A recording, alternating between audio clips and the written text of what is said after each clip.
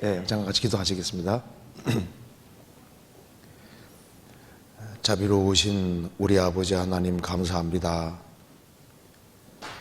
마땅히 형벌 받을 수밖에 없는 저희들을 불쌍히 여겨주시고 주 예수 그리스도의 보배로운 피로 우리 죄를 영원히 처리해 주시고 아무 공도 없이 값없이 의롭다 해주시고 또 확신과 소망 가운데 생을 살 수 있게 해주신 것을 감사합니다.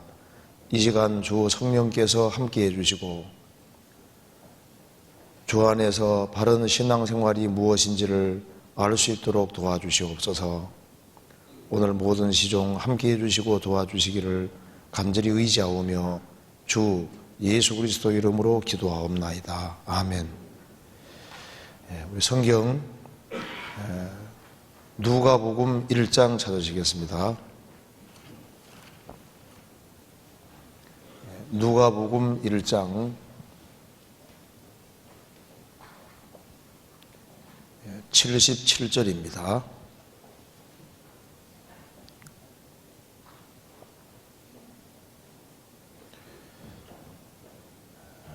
제가 읽겠습니다. 주의 백성에게 그 죄 사함으로 말미암는 구원을 알게 하리니. 거기까지입니다. 이 시간에는 구원의 확신과 성장에 대해서 간단하게 좀 말씀을 드려보도록 하겠습니다. 이 세상에서 구원을 받는 것보다 더 중요한 일은 없습니다. 그래서 구원을 받은 사람이 꼭 알아야 될 사항을 조금 말씀드려보도록 하겠습니다. 우리가 이제 구원을 받았다고 할 때 그 구원 받았다는 말 속에 포함된 것이 뭔지부터 한번 생각을 해보겠습니다. 여기 누가복음 1장 77절에 주의 백성에게 그 죄 사함으로 말미암는 구원을 알게 하리니. 어떤 사람은 구원을 받았다고 하는데 죄를 사함 받은 적이 없습니다. 그러면은 그건 처음부터 구원이 아닌 겁니다. 왜냐하면 죄 사함이 없는 구원은 없기 때문입니다.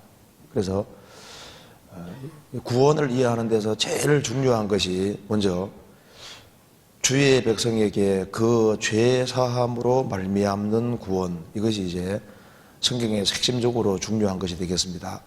여기 누가복음 24장을 찾아보시겠습니다. 누가복음 24장 44절입니다.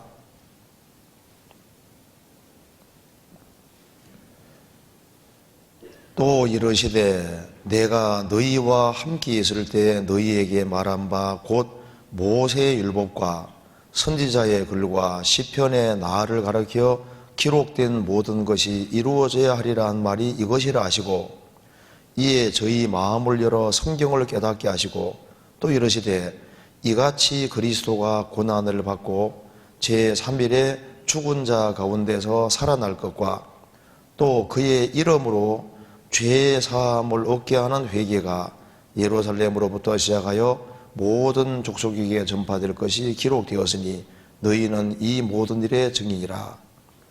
예수님이 직접 말씀하시기를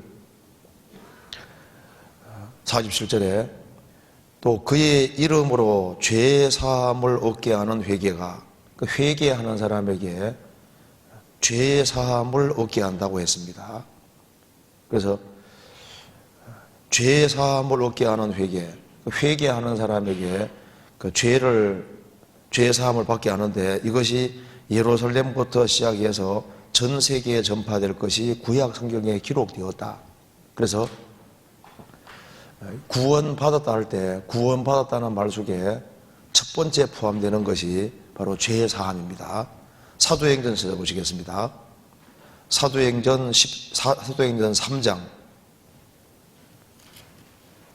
3장 19절입니다.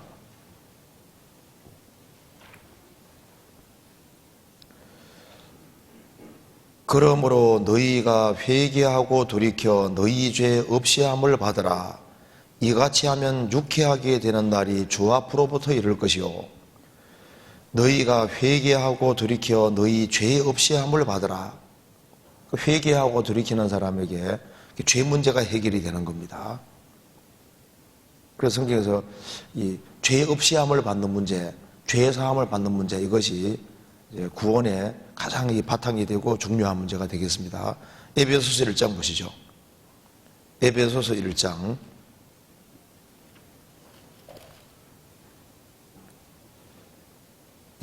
7절입니다. 우리가 그리스도 안에서 그의 은혜의 풍성함을 따라 그의 피로 말미암아 구속 곧 죄사함을 받았으니, 그 죄사함으로 말미암는 구원인데, 그럼 무엇이 죄를 사하느냐? 여기 말한 대로 그의 피, 예수님의 피로 말미암아 구속 곧 죄사함을 받았다. 그 피로 말미암아 그 죄사함을 받았다고 했습니다. 그래서 구원받았다는 것은 죄사함을 통한 구원이 확실한 겁니다. 골로새서 1장 보시겠습니다. 골로새서 1장 13절입니다.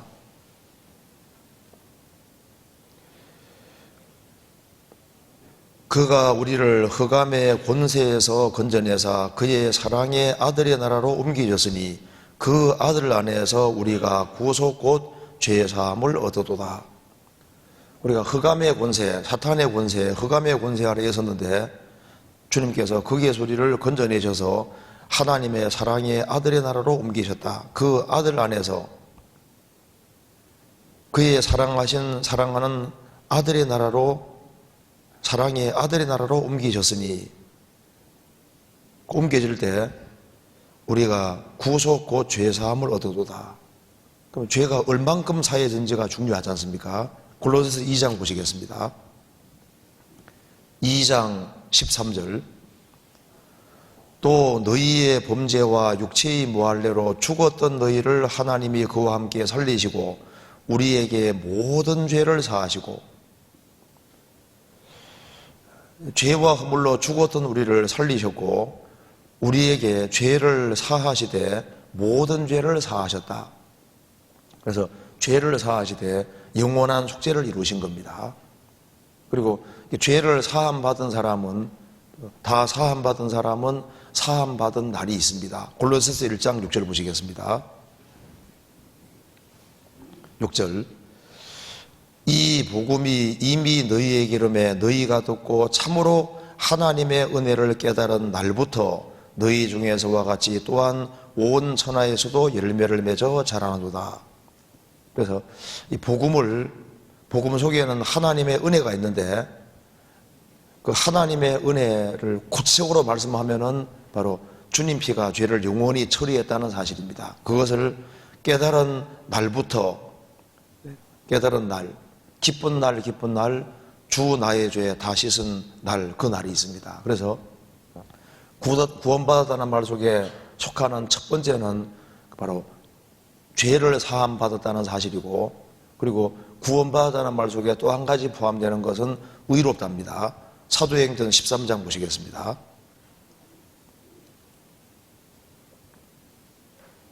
사도행전 13장 38절.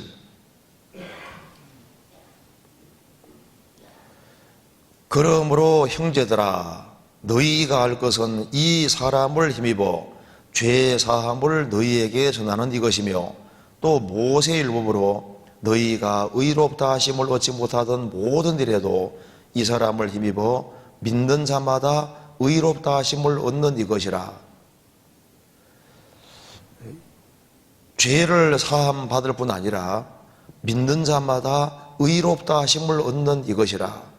그래서 구원받았다는 말 속에 죄 사함이 포함되어 있고, 또 한 가지는 의롭다. 조금 더 설명드리겠습니다. 의롭다는 것은 죄 사함보다 훨씬 높은 용어입니다. 로마서 3장 보시겠습니다. 로마서 3장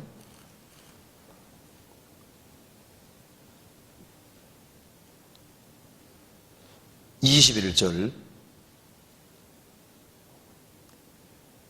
이제는 율법에 하나님의 한 의가 나타났으니 율법과 선지자들에게 증거를 받은 것이라 곧 예수 그리스도를 믿음으로 말미암아 모든 믿는 자에게 미치는 하나님의 의인이 차별이 없느니라. 24절 그리스도 예수 안에 있는 구속으로 말미암아 하나님의 은혜로 값없이 의롭다 하심을 얻은 자 되었느니라. 자, 이거 한번 봅시다.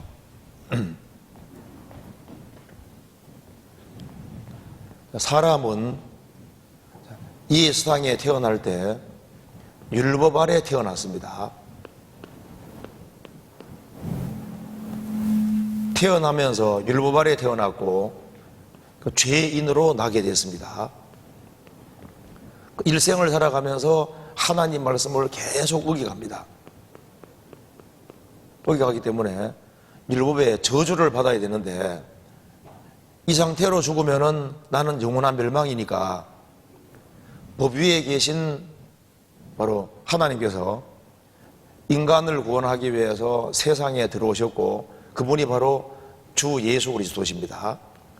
예수님은 율법 위에 계신 분인데 인간을 구원하기 위해서 율법 아래 나셨고 그래서 사람이 되셨습니다.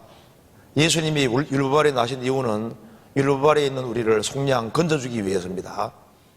그래서 예수님이 십자가에 피를 흘리고 죽으셨습니다. 예수님께서 피를 흘리고 죽으신 것은 우리가 일생 동안 율법 아래 살아가면서 짓는 그 모든 죄를 처리하기 위해서 죽으신 겁니다. 그래서 예수님이 십자가 죽어서 피를 흘림으로 우리 죄를 영원히 처리하셨기 때문에 죄인인 나는 예수님 피 때문에 무죄자,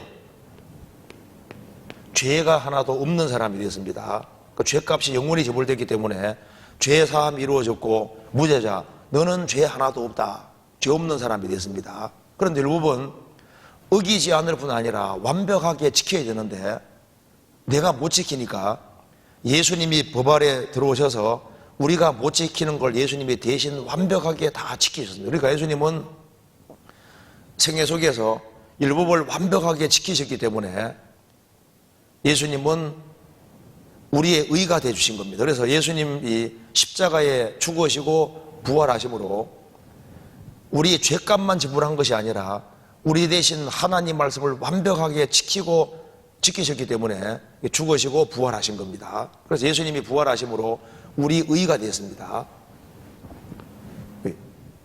그래서 예수님 때문에 예수님을 믿는 사람에게는 죄 없게 볼 뿐 아니라 하나님 말씀을 완벽하게 지킨 사람으로 간주해 주십니다.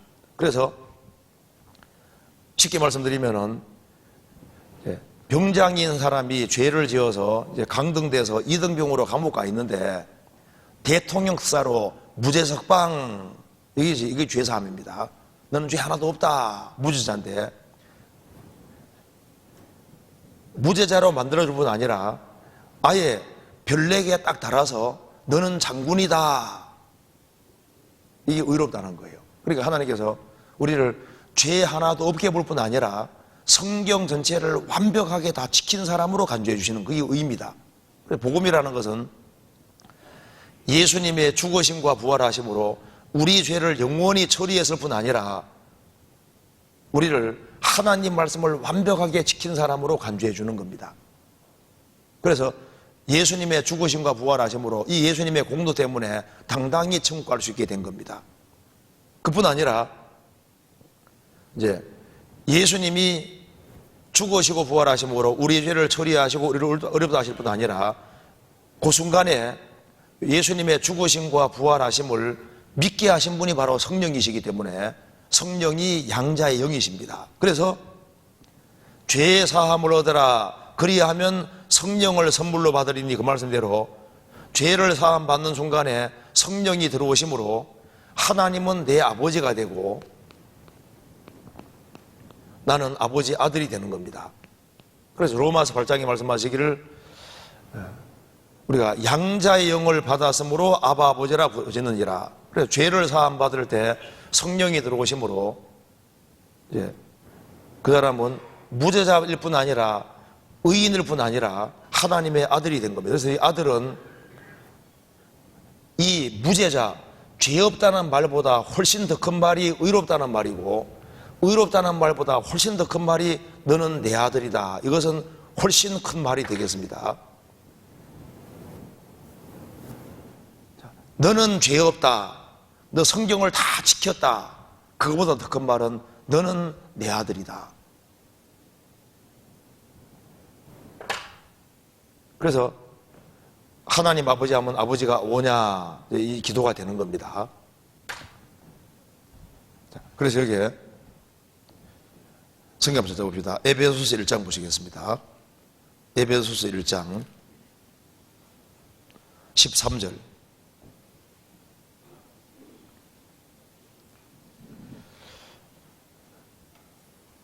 그 안에서 너희도 진리의 말씀 곧 너희의 구원의 복음을 듣고 그 안에서 또한 믿어 약속의 성령으로 인치심을 받았으니, 그래서 구원의 복음을 듣고 믿을 때 성령이 오시고, 이 성령이 바로 양자의 영이니까 구원받았다는 말 속에 죄사함 받았다, 의롭다함을 얻었다, 성령을 받았다, 똑같은 말입니다. 그리고 성령이 양자의 영이니까 하나님 아들 됐다, 거기 다 포함되어 있는 겁니다. 성경 로마서 8장 보시겠습니다.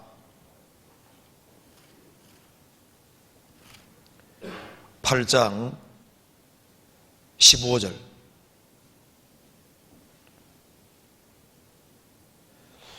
너희는 다시 무소하는 종의 영을 받지 아니하였고 양자의 영을 받았으므로 아바 아버지라 부르짖느니라.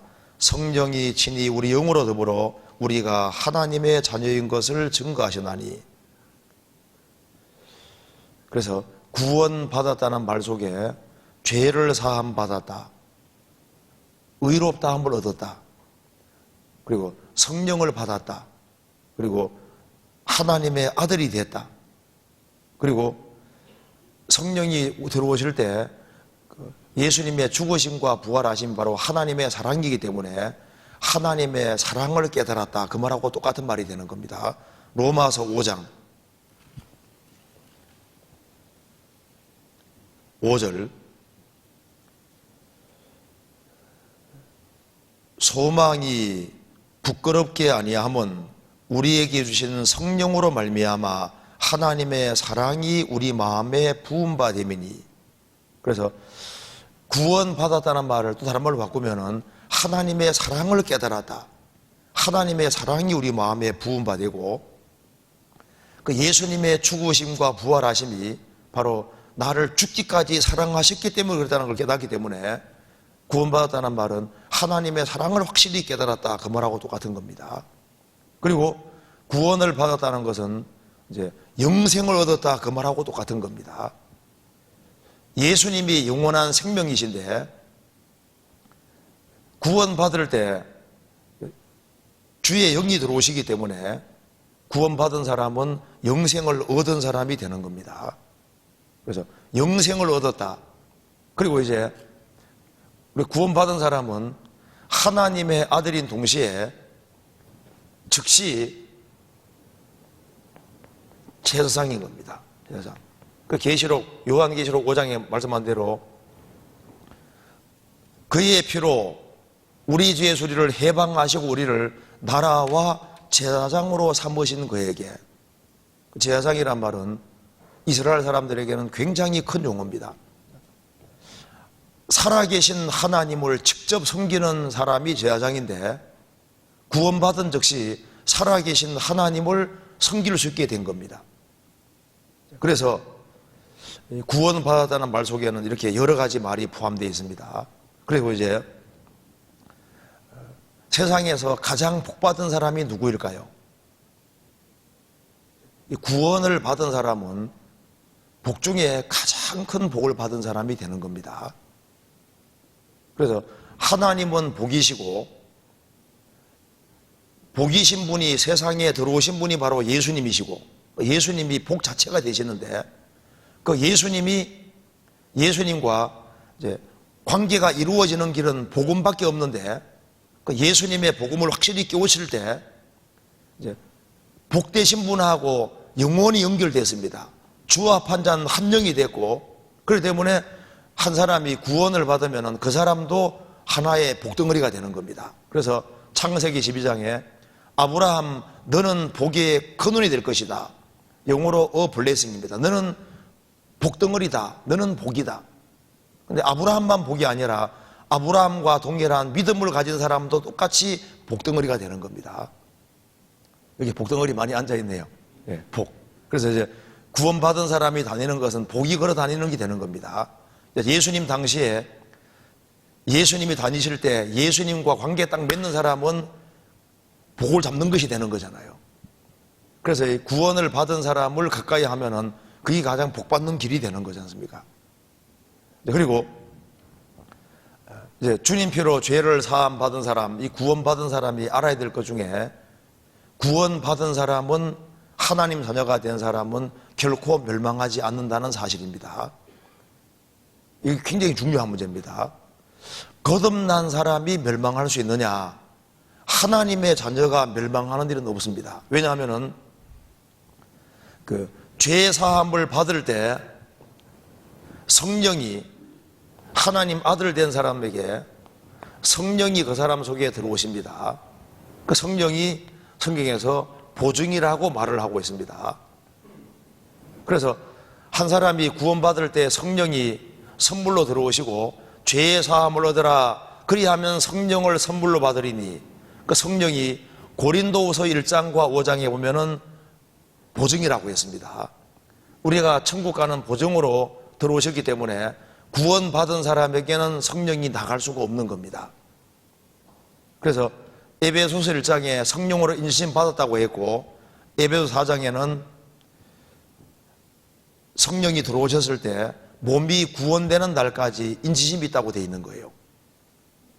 그래서 성령이 나가시지 않기 때문에 구원이 보장이 되는 겁니다. 성경 요한복음 10장 보시겠습니다.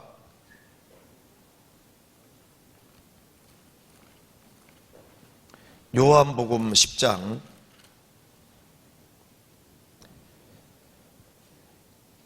28절.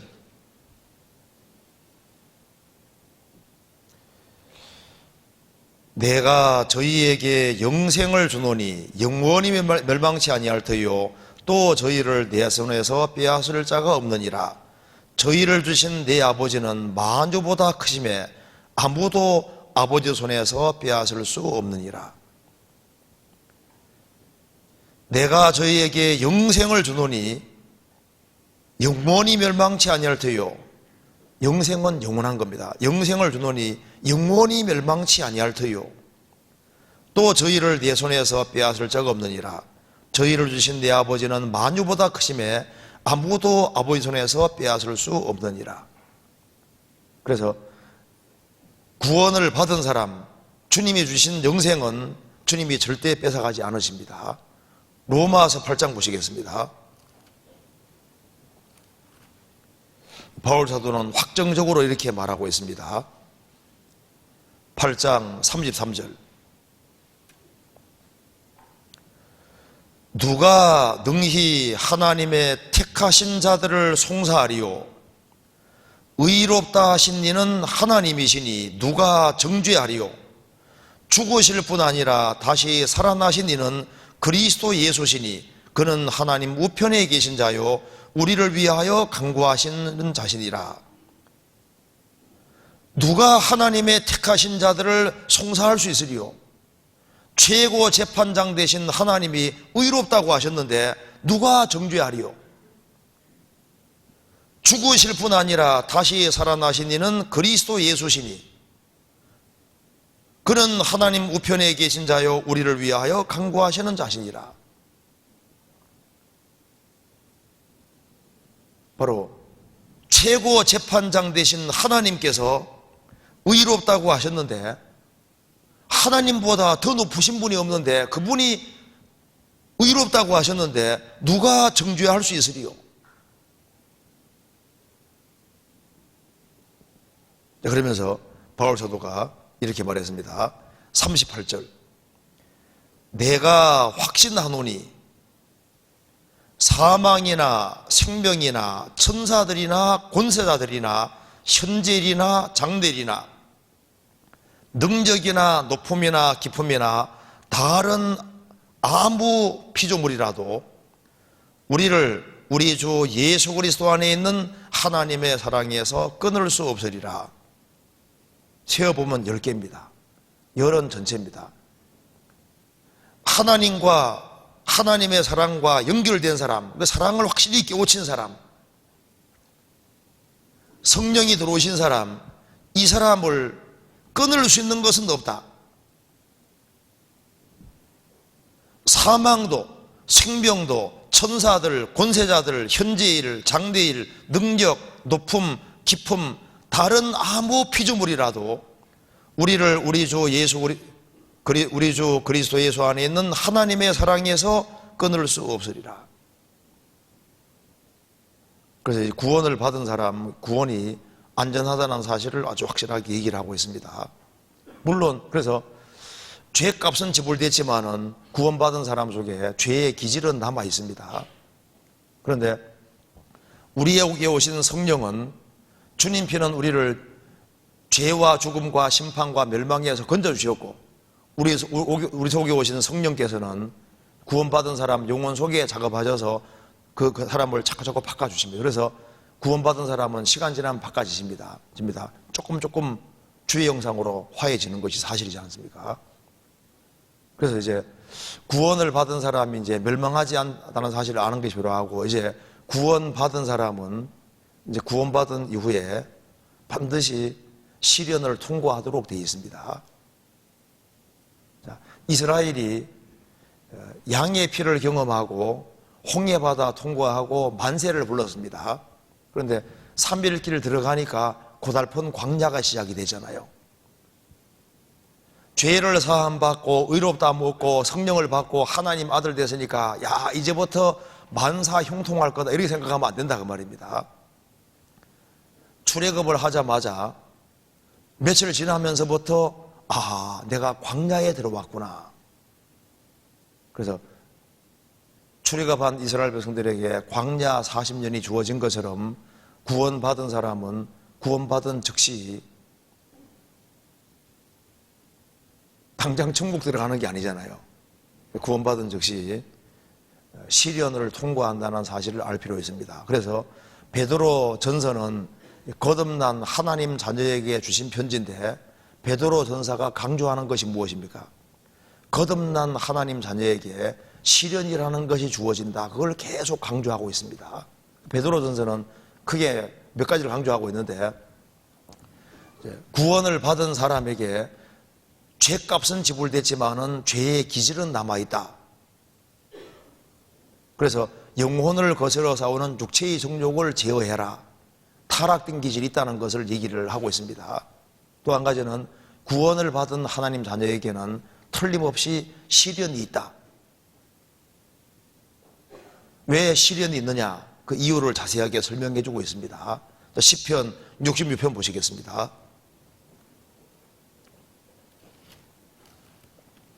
66편 9절입니다. 9절. 그는 우리 영혼을 살려두시고 우리의 실족함을 허락지 아니하시는 주시로다. 하나님은 우리 영혼을 살려두시고 우리의 실족함을 허락하지 않습니다.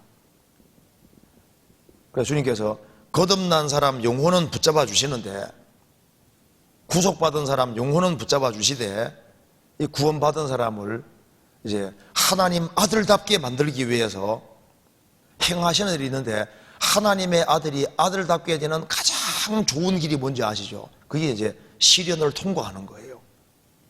10절 보시겠습니다.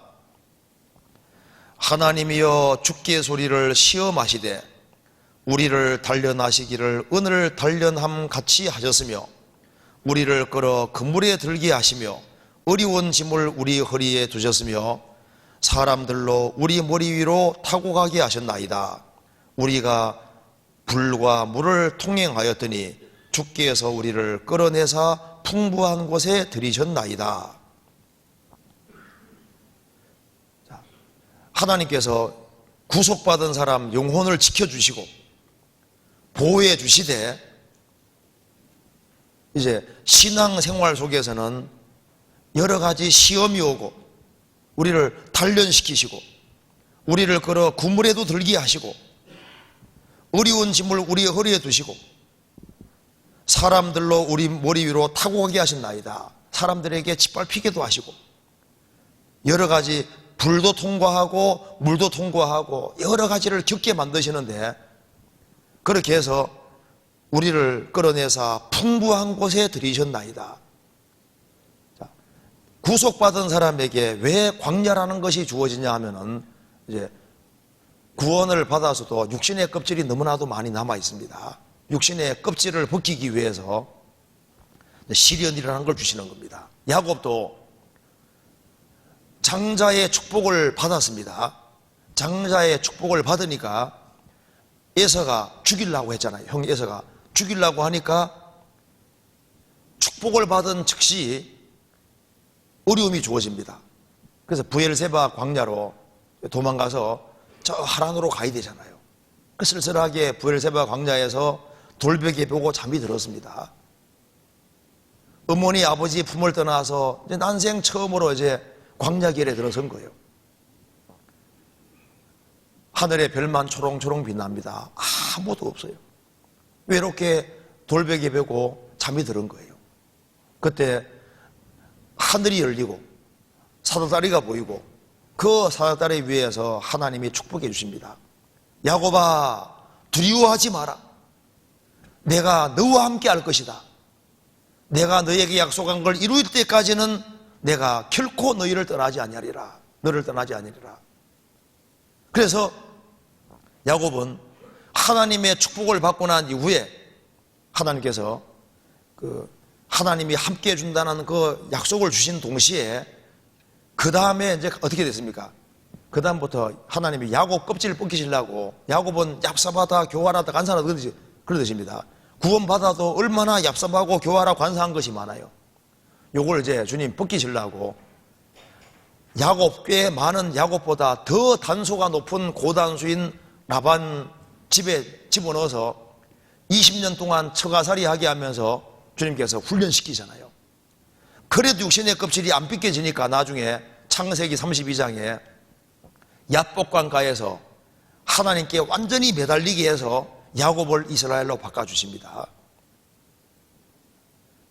자녀가 태어나면은 자녀를 훌륭하게 만들기를 원합니다.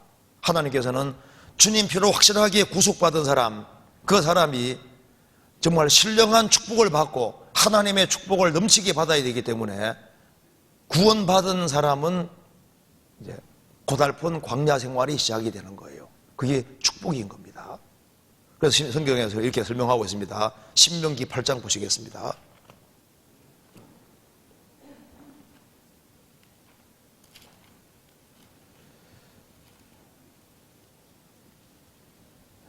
양의 피는 예수님 피의 그림자고 홍해바다 통과하는 것은 침례의 그림자입니다.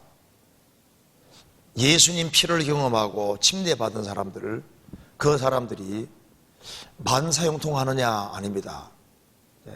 구원받은 것 때부터 이스라엘이 광야 생활을 한 것처럼 우리도 광야 생활에 접어든 겁니다. 신명기 8장 2절입니다. 자, 광야 생활을 주는 이유가 설명이 되어 있습니다. 2절, 내 하나님 여호와께서 이 40년 동안에 너로 광야의 길을 걷게 하신 것을 기억하라. 이는 너를 낮추시며 너를 시험하사 내 마음이 어떠한지 그 명령을 지키는지 아니 지키는지 알려 하심이라. 너를 낮추시며 너로 줄이게 하시며 또 너도 알지 못하며 내일 조도 알지 못하던 만나를 내게 먹이신 것은 사람이 떡으로만 사는 것이 아니요 여호와의 입에서 나오는 모든 말씀으로 사는 줄을 너로 알게 하려 하심이니라. 왜 하나님이 광야의 길을 걷게 하셨을까요? 여호와께서 이 40년 동안에 너로 광야의 길을 걷게 하신 것을 기억하라. 광야가 필요한 첫 번째 이유는 이는 너를 낮추시며, 낮추기 위해서입니다. 구원을 받아서도 교만한 것이 많이 있고 우리 속에 잘못된 것이 많이 있습니다. 하나님 은혜는 겸손한 자에게 주어지기 때문에 주님이 낮추시는 작업을 합니다. 그래서 너를 낮추시며 겸손케 만드는 일을 주님께서 계속 하시는 거예요. 그리고 너를 시험하사 내 마음이 어떠한지 그 명령을 지키는지 안 지키는지 알게 하십니다. 너를 낮추시며, 2절에도 너를 낮추시며 3절에도 너를 낮추시며, 그리고 너로 줄이게 하시며, 또 너도 알지 못하며 내일 줄도 알지 못하던 만나를 내게 먹이신 것은 사람이 떡으로만 사는 것이 아니요 여호와의 입에서 나오는 모든 말씀으로 사는 줄을 너로 알게 하심이니라. 광야 생활에서 뭘 깨닫냐 하면은 사람은 영혼이라는 것이 있기 때문에 육신의 떡으로만 사는 것이 아니라 여호와의 입에서 나오는 하나님 말씀으로 살아야 되고 말씀에 의지하고 살아야 된다. 하나님만 의지하고 살아야 된다는 걸 깨닫게 해주기 위해서 광야가 필요한 거예요. 그래서 자기를 의지하지 말고 하나님을 의지하도록, 그래서 광야 생활을 해서 시키는 이유는 궁극적으로는 축복을 주기 위해서입니다. 16절에 또 내일을 줄도 알지 못하던 만나를 광야에서 내게 먹이신다니 이는 다 너를 낮추시며 너를 시험하사 마침내 내게 복을 주려 하심이었느니라. 광야를 허락하시는 이유는 미워서가 아니라 내게 영원한 축복을 주기 위해서. 그래서 하나님께서 하나님의 아들을 아들답게 만들기 위해서 시련을 주시는 겁니다. 그래서 욥기 23장 10절에 말한 대로 나의 가는 길을 오직 그가 아시나니 그가 나를 단련하신 후에는 내가 정금같이 나오리라. 구원을 받아서도 아직 금은 금인데 불순물이 많이 묻어 있는 거예요. 근데 이 금이 불 속에 들어갔다 나올 때마다 점점 순금이 되는 것처럼 우리를 순금으로 만들려고 주님께서 단련시키는 일이 있다 그 말입니다. 그래서 하나님 아들 되고 난 이후에는 만사 형통할 그래 생각하지 말고 이제 좀 고생 좀 하겠구나 이렇게 처음부터 생각해야 됩니다. 그래야지 이제 신앙생활을 넉넉한 마음으로 할 수 있습니다. 그리고 이제 시련을 통과하는 가운데 어려움을 겪어가는 가운데 이제 하나님의 아들답게 점점 바뀌어가는 겁니다. 그리고 이제 하나님께서 이 어려움을 이제 허락하시는 이유는 그렇게 함으로써 그 사람이 하나님 앞에 쓰임 받을 수 있는 사람으로 바꿔지는 겁니다. 그래서 하나님께서 나를 아들로 삼아 주신 이유는 아들답게 만들어서 결국은 주의 일을 하도록 하기 위해 그렇게 하시는 겁니다. 그래서 여러 가지 어려움이 올 때 온전하게 기쁘게 여기라고 하신 겁니다. 야고보서 1장 보시겠습니다. 야고보서 1장 2절입니다.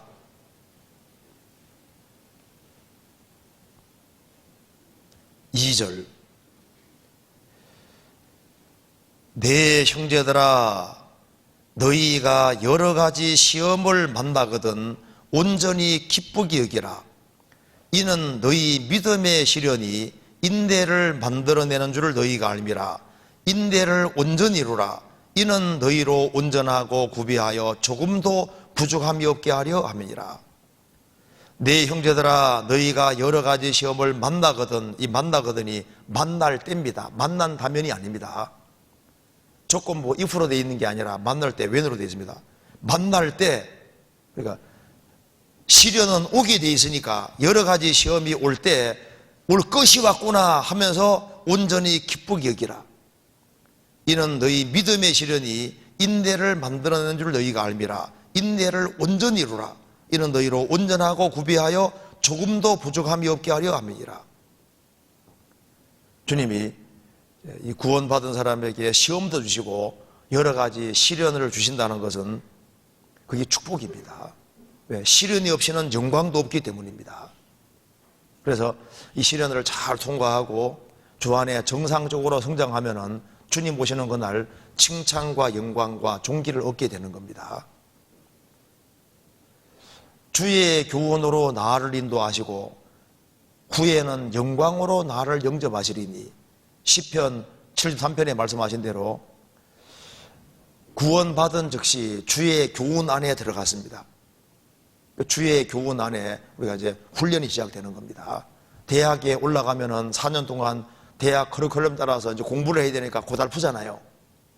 군대 입대하면은 제대할 때까지 그 군대에서 가르침 안에 들어가니까 여러 가지 겪게 되는 것처럼 이제 하나님의 아들이 된 사람은 군대 입대한 거나 똑같은 거예요. 그래서 하나님의 훈련을 받아야 된다고 말입니다. 그래서 이제 훈련을 잘 통과하면은 하나님께서 후에 영광으로 영접해 주신다고 말씀하신 겁니다. 다윗도 많은 시련을 통해서 왕이 됐습니다. 요셉도 많은 시련을 통해서 총리가 됐습니다. 크리스찬들도 많은 시련을 통과하고 그래서 만왕의 왕 되신 주님 앞에서 우리도 왕이 되는 겁니다. 자, 그래서 우리가 구원받을 때는 양으로 시작하는데 시련을 잘 통과하고 정상적으로 신앙을 생활을 잘하면 나중에 말로 발전이 되는 겁니다. 주님께서 우리를 하나님의 아들로 삼을 때는 우리는 양이고 양떼로 무리로 인도해 가시는데 이제 점점 시간 지나가면은 크리스찬은 한쪽에서는 양이지만 한쪽에는 말입니다. 말은 전쟁하는 데 필요하지 않습니까? 그래서 하나님께서는 하나님 자녀가 된 사람을 양에서 말로 발전시키려고 하는 겁니다. 아주 용감한 크리스찬으로 만들려고 합니다. 그래서 하나님 자녀는 양입니다. 양은 어울려 다니는 거 좋아하잖아요. 이 거듭난 사람들은 이 거듭난 사람들을 알아보고 거듭난 사람들이 모이는 모임을 좋아하도록 되어 있습니다. 그래서 무리 가운데서 점점 성장하면은 이제 주님 앞에서 용감한 그리스도인, 헌신하는 그리스도인, 주님 명령하시면 즉시 수행하는 이제 그런 그리스도인이 될 수 있는 겁니다. 그리고 이제 주님 피로 구원을 받은 사람이 특별히 얼마 안 된 사람의 유의점은 몇 가지 생각해야 됩니다. 첫째, 하나님 자녀가 돼서도 이 죄의 기질이 사라졌다 생각하면 안 됩니다. 저도 구원받으면은 신령님이 되는 줄 알았는데 아닙니다. 죄값은 지불됐지만은 죄의 기질은 남아있다는 사실입니다. 그래서 내 속에 죄가 있네. 그거 원래 있는 거예요. 그래서 죄값은 지불됐지만은 죄의 기질은 남아 있습니다. 그래서 죄성이 구원받았다 해서 사라진 것이 아니라는 겁니다. 영혼을 거스려 싸우는 육체의 정욕은 남아 있다는 사실입니다. 그걸 알아야 되고, 그 다음 알아야 될 것은 이제 하나님 자녀가 된 사람은 탄생하고 난 이후에 빨리 살아가고 싶은 마음이 있을 겁니다. 근데 하나님 자녀가 된 사람이 성장은 하되 당장 성장하는 게 아니라 성장하는 데는 오랜 세월이 걸려야 된다는 사실을 꼭 기억하고 있어야 됩니다. 당장 구원받고 10년 된 사람처럼 되고 싶지만은 그게 안 됩니다. 애가 당장 어른 될 수 없잖아요. 그래서 저도 구원받고 난 이후에 빨리 성장하고 싶은 사람들이 모임에 나가는 사람들을 여러 사람 봤습니다. 뭐 하나 탁 깨우치면은 당장 신령하게 돼버리는 이제 그런 단체들도 있습니다. 그 속으면 안 됩니다. 성장에는 시간이라는 것이 걸리는 거예요. 잠언 28장 보시겠습니다. 잠언 28장 20절.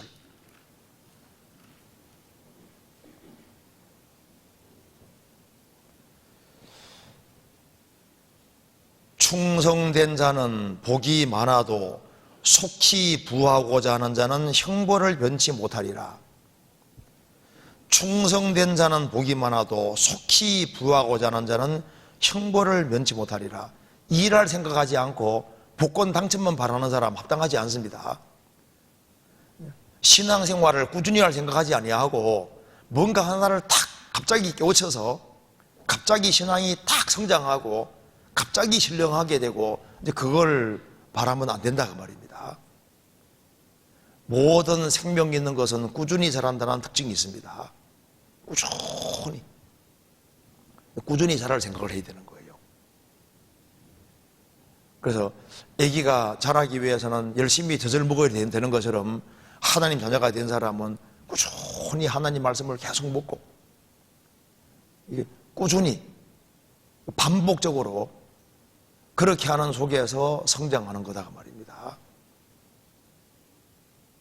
그래서 갓 구원받은 사람하고 또 꾸준히 신앙생활하면서 5년 된 사람하고 다르잖아요. 또 꾸준히 신앙생활하는 가운데 10년 된 사람하고는 또 다릅니다. 또 20년 된 사람하고는 또 달라요. 그러니까 세월이 지나가면서 점점 자라게 됩니다. 그리고 이제 구원받고 처음에는 연약하기 때문에 사람 말에 휘둘리기가 쉬운 거예요. 미혹되고 속기가 쉽습니다. 그래서 이제 구원을 받아서도 누가 옆에 속삭이면요 마음이 쉽게 왔다 갔다 하는 거예요. 쉽게 움직입니다. 그래서 어떤 사람들이 간증합니다. 막 구원받으니까 막 너무 편안하고 좋다는 거예요. 또 구원받은 사람은 또 항상 편안한 게 아니잖아요. 나는 안 편한데 나는 혹시 뭐가 잘못된 게 아닌가. 구원받은 사람은 막 시련을 당합니다 이렇게 말하면 편안하면 나는 안 그런데 나는 좀 잘못된 거 아니야 뭐 이런 생각도 들고 마음이 굉장히 약하다니까요. 구원받아도. 그래서 사람 말에 이게 쉽게 휘둘릴 수 있는 거예요. 근데 이제 시간 지나가면 어떻게 됩니까? 점점 시간 지나가면 점점 견고하게 돼 가는 거예요. 그래서 구원받을 때 이 복음이 영혼 속에 심겨졌지만은 다른 것들은 아직까지 완전히 심겨진 것이 아니기 때문에 휘청휘청하기가 쉬운 거예요. 그래서 구원을 받은 사람이 구원받은 무리 가운데 꼭 거해야 된다. 그것이 마음속에 진짜 들어가는 것도 시간이 걸립니다. 진짜 구원받은 사람 무리 가운데 거해야 되고 몸된 교회 가운데 거해야 되구나 말은 들었지만은 그것이 실감이 나고 그게 진짜구나 하고 깨달을 때는 또 시간 걸릴 수 있는 거예요. 어떤 사람도 그 10년 이상 들어도 그거 못 깨닫는 사람이 있거든요. 그러니까 이제 이게 신앙생활 하는 가운데서 진짜 그렇구나. 진짜 그것이 맞구나 하고 이게 이제 깨달아지는 데는 확실하게 심겨지는 데는 시간이 정말 걸리게 되는 거예요. 그래서 신앙의 성장은 꾸준히 이루어진다는 걸 알 필요 있습니다. 그리고 또 한 가지는 이제 구원을 받은 사람이 만사형통하는 것이 아니고 출애굽하고 광야 생활하는 가운데 이제 처음에는 만세 불렀지만 3일 지나서부터 고달픈 것처럼 하나님 자녀가 되고 난 이후에 더 어려울 수 있다는 겁니다. 그걸 당연한 것으로 생각이 됩니다. 그리고 이제 주님 피로 구원함을 얻은 사람은 주님 몸된 교회 구원받은 무리 가운데 꼭 거하는 것, 그것이 아주 중요한 요소가 되겠습니다.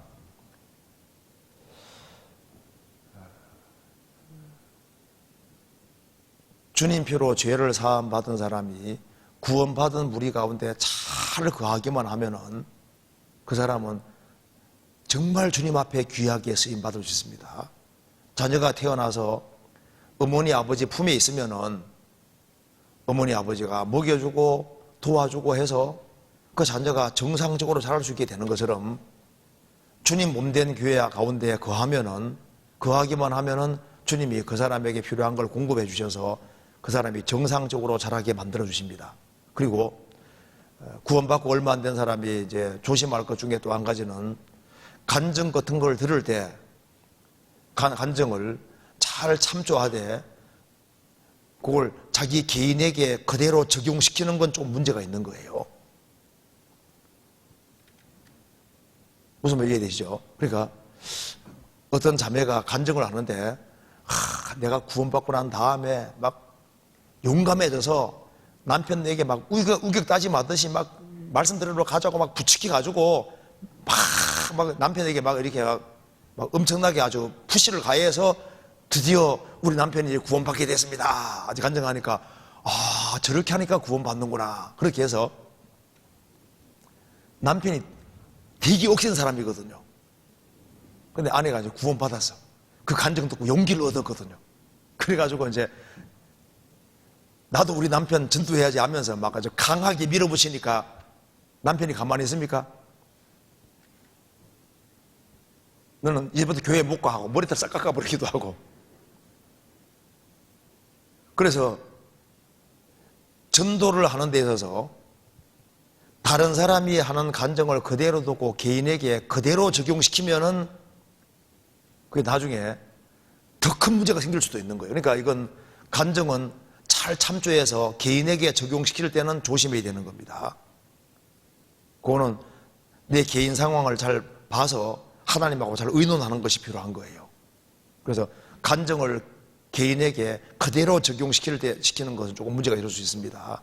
그건 잘 고려해서 할 필요가 있겠습니다. 그리고 이제 구원받고 조금 시간 지나면은 이제 1년 지나고 2년 지나고 조금 시간 지나가면 자신감이 생겨서 구원받고 처음에는 정말 조심했는데 구원받고 나면 더 조심해야 되는데 구원받고 난 이후에 마음이 풀어져서 조심성이 적어질 수 있습니다. 구원받고 처음에 조심했으면 구원받고 난다면 더 조심해야 됩니다. 그리고 구원받고 처음 시간 지나가면서 이제 조금 뭐가 보인다고 해서 연약한 사람을 판단하고 비판하는 것은 삼가야 됩니다. 그리고 특별히 형제 자매들에 대해서는 이러쿵저러쿵 얘기를 하는 거 삼가야 됩니다. 그거 주님 앞에 합당치 않습니다. 그래서 나는 구원받았기 때문에 내가 좀 성장했다고 해서 함부로 행동하면 다른 사람이 넘어질 수 있는 겁니다. 그래서 구원받고 시간 지나면 지날수록 마음을 더 낮추고 연약한 사람들, 어려운 사람들의 연약함을 감당해야 되고 또 한 가지 구원받은 지 시간 지난 사람은 조심해야 될 것이 타성에 젖는 거, 이거 조심해야 됩니다. 그래서 습관적으로 신앙생활하는 거, 그러면 이게 주님과 연결이 안 될 수도 있는 거예요. 그래서 신앙생활을 습관화시키는 건 필요하지만 마음이 습관적이 되면 안 됩니다. 마음은 항상 깨어있지 아니하면 실수하게 되는 문제가 생기는 거예요. 그리고 좀 구원받고 좀 시간 지났다 해서 다 아는 체 하면 안 됩니다. 우리는 모르는 것이 훨씬 더 많습니다. 나는 알 만큼 안다. 그때부터 그 사람은 내리막길을 걷는 거예요. 스스로 지혜롭게 여기지 말라고 했습니다. 잠언 26장 찾아보시겠습니다. 26장 12절.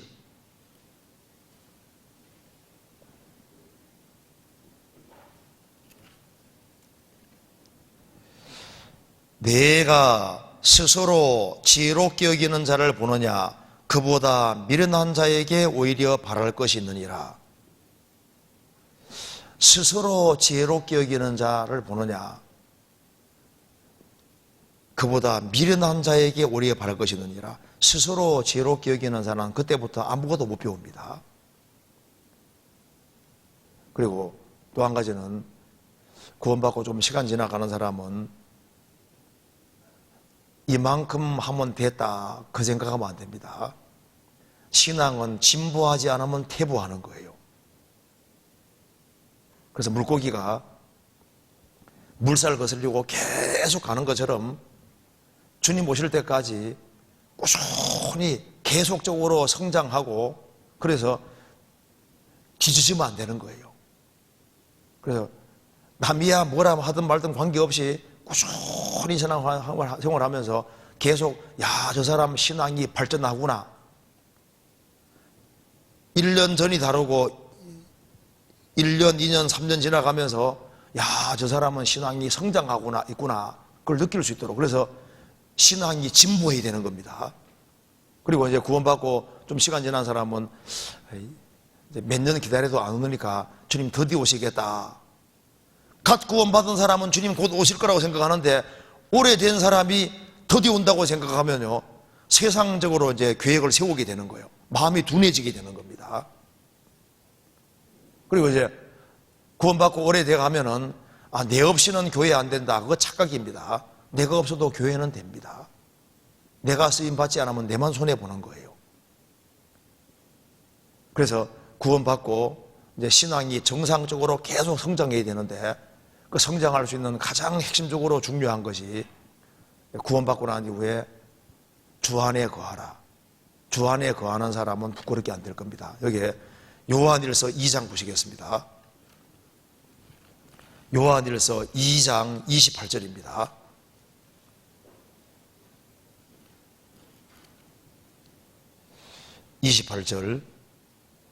같이 읽어보겠습니다. 자녀들아 이제 그 안에 거하라. 이는 주께서 나타내신 바 되면 그의 강림하실 때 우리로 담대함을 얻어 그 앞에서 부끄럽지 않게 하려 함이니라. 자녀들아 이제 그 안에 거하라. 주 안에 거하라. 이는 주께서 나타내신 바 되면 그의 강림하실 때 우리로 담대함을 얻어 그 앞에서 부끄럽지 않게 하려 함이니라. 주 안에 거하는 사람은 부끄럽게 되지 않을 겁니다. 그럼 이제 그 주 안에 거한다는 뜻이 뭘까요?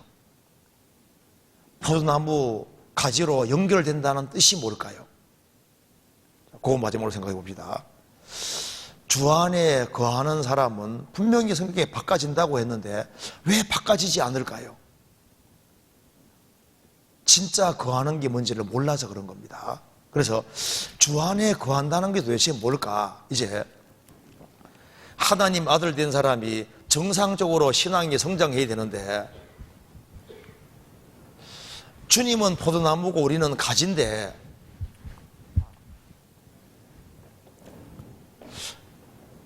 요한복음 15장에 말한 대로 주님은 포도나무 우리는 가지니까 연결되어 있으면은, 그러면 공급받고 열매가 저절로 맺힌다고 했는데 어떻게 하는 것이 주 안에 거하는 것일까? 이걸 가장 쉽게 말씀할 수 있는 본문이 이겁니다. 시편 133편 보시겠습니다.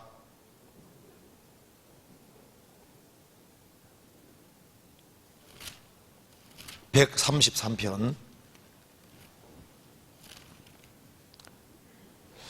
1절부터 3절까지 같이 읽어보겠습니다. 형제가 연합하여 동거함이 어찌 그리 선하고 아름다운고, 머리에 있는 보배로운 기름이 수염 곧 아론의 수염에 흘러서 그 옷깃까지 내림 같고, 헐몬의 이슬이 시온의 산들에 내림 같도다. 거기서 여호와께서 복을 명하셨나니 곧 영생이로다. 그래서 이제 주 안에 거하라. 주 안에 거하면 부끄럽게 안 된다. 이걸 쉽게 풀면은, 주 안에 거한다는 말을 풀면은, 형제가 주님 피로 구원받은 사람들이 모이는 무리 가운데 어떻게 하는 게 연결되는 거냐 그 말입니다. 바로 여기 말한 대로 형제가 연합하여 동거하는 것, 이것이 거하는 겁니다. 그러니까 여기 연합이란 말이 처음으로 쓰이는 것이 결혼입니다. 결혼, 부부가 하나가 되는 게 연합인 거예요. 그러니까 이제 주님 피로 구원을 받은 사람은 구원받은 무리 가운데 연결되는데, 어떤 식으로 연결되냐면 형제가 연합하여 부부가 하나가 되는 것처럼, 착 달라붙는 것처럼 구원받은 무리 가운데 착 달라붙어서 결혼해서 동거는 더불어 같이 살아가는 것처럼 운명과 고락을 함께하는 것이 거하는 거다 그 말입니다. 어떤 사람은 주일날 얼굴 잠깐 내밀고 그냥 도망가는 식으로, 그게 거하는 게 아니에요. 그게 뭘 구하는 거냐 그 말입니다. 그러니까 잠깐 얼굴 내밀고 도망가고 이렇게 하면은 그 사람이 어떻게 공급받을 수 있겠어요? 거한다는 것은 주 안에 거하라. 거하면은 저절로 열매가 맺힌다. 저절로. 어떻게 하는 게 거하는 거냐 하면은 연합하고 동거하는 것이 거하는 거예요. 그래서 머리에 있는 보배로운 기름이 수염 곧 아론의 수염에 흘러서 그 옷깃까지 내림 같고, 헐몬의 이슬이 시온의 산들에 내림 같도다. 그래서 거하면은 머리에 있는 보배로운 기름이 수염 곧 아론의 수염에 흘러서 옷깃까지 내림 같고, 여기 이제 기름은 성령의 그림자입니다. 그래서 여기 동거하고 연합하는 사람은 성령의 역사를 체험하게 되고, 헐몬에 이슬이 시온의 삼달에 내리면 같도다. 그 이슬이 내린다는 것이 뭡니까? 은혜입니다. 은혜. 그러니까 연합하고 동거하는 사람은 거기서 하나님이 내려주시는 은혜를 계속 경험하게 되고 성령 역사를 경험하게 되는 거예요. 그리고 그 사람이 영생 얻었다는 확실한 증거가 뭐냐 그 말입니다. 영생 얻었다는 증거는 주일날 얼굴 잠깐 내비고 도망가는 그게 아니라 진짜 영생 얻었다는 증거는 구원받은 사람과 같이 운명과 고락을 함께하고 연합하고 동거하고 같이 더불어 살아가는 그 사람이 정말 생명이 있다는 증거고, 그렇잖아요. 그리고 그런 사람을 통해서 또 영생이 전해져서 또 많은 사람들이 구원받는 역사가 이루어지는 겁니다. 그래서 거기서 여호와께서 복을 명하셨나니 곧 영생이로다. 거기서 복을 명하셨다. 그래서 구원을 받았다고 할 때 그 구원을 받은 사람이 주 안에 거하라는 소리를 그렇게 듣지만은 그렇게 들어도 그 말대로 안 합니다. 거하면은 주님의 공급을 받고 그 사람이 바꿔지도록 되어 있거든요. 그리고 그 사람 통해서 열매가 나타나게 되어 있는데 왜 안 바꿔지고 왜 열매가 안 맺히느냐? 안 거하는 거예요. 진짜 거해야 되는 겁니다. 그래서 마지막으로 이거 봅시다. 그래서 이제 여기에 이걸 또 다른 말로 바꿔 말하면은 이렇게 되는 겁니다.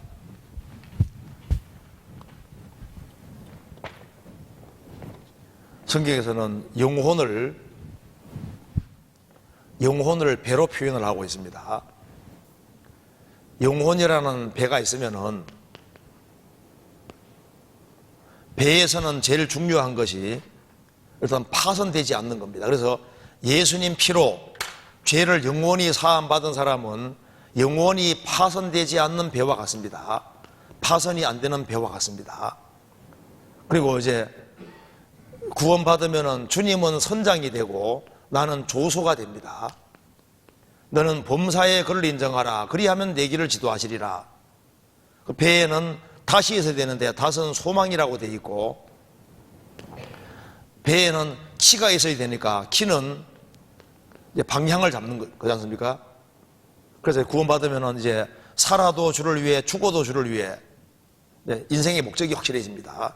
그리고 이제 이 배가 이제 항해를 잘하기 위해서는 돛대미스를 튼튼히 해야 됩니다.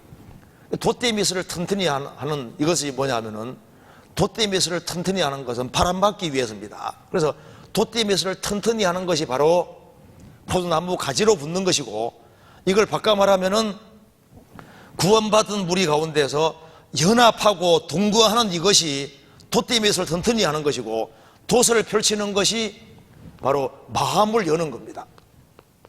그래서 구원받은 무리가 내가 있을 집이고 구원받은 무리 가운데 마음을 활짝 열고 운명과 고락을 함께할 그런 마음을 가지고 살아가는 그 사람에게 바람 받는 것처럼 바람을 받으면은 이 범선이 항해를 잘하게 되는 것처럼 바람은 성령의 그림자입니다. 성령이 구원받은 무리 가운데 역사하시기 때문에 연결이 잘 되면은 공급받아서 발동기 걸려서 신앙생활을 하되 이렇게 될 때 1년, 10년, 20년, 30년 계속 신앙생활을 할 수 있게 되고 그래서 바람 받으면은 여기 육지에 줄이 딱 묶여서 말뚝이 박혀 있어도 바람 세게 받으면은 줄 끊어지는 것처럼 구원받은 무리 가운데 거하면은 신기하게도 술 끊어져, 담배 끊어져, 마약 끊어져, 나쁜 친구 끊어져 이게 다 끊어집니다. 식욕은 안 끊어지고 막 끊어지고 그래서 거하기만 하면 발동 걸려서 이게 신앙생활에 힘차게 되는 거니까 그래서 주님 피로 구원받은 사람은 꼭 알아야 될 것이, 주 안에 거하되 진짜 거의 진짜 운명과 고락을 함께할 생각을 하고, 그렇게 하면은 그 속에서 어려움이 있지만 다 이겨나갈 수 있게 되는 겁니다. 그래서 이 문제를 좀 잘 생각해서 그냥 교회당 왔다 갔다 할 뿐 아니라 적극적으로 무리 가운데 들어와서 운명과 고락을 함께 하도록, 그렇게 할 때 주 안에 잘 자라주시리라고 생각합니다. 여기까지 말씀드리겠습니다. 같이 기도하시겠습니다. 자비로우신 우리 아버지 하나님, 저희들을 주의 보배로운 피로 구원해 주신 것을 감사합니다. 저희 죄를 용서해 주시고 또 의롭다 해 주시고 하나님 자녀로 삼아 주신 것을 진심으로 감사합니다.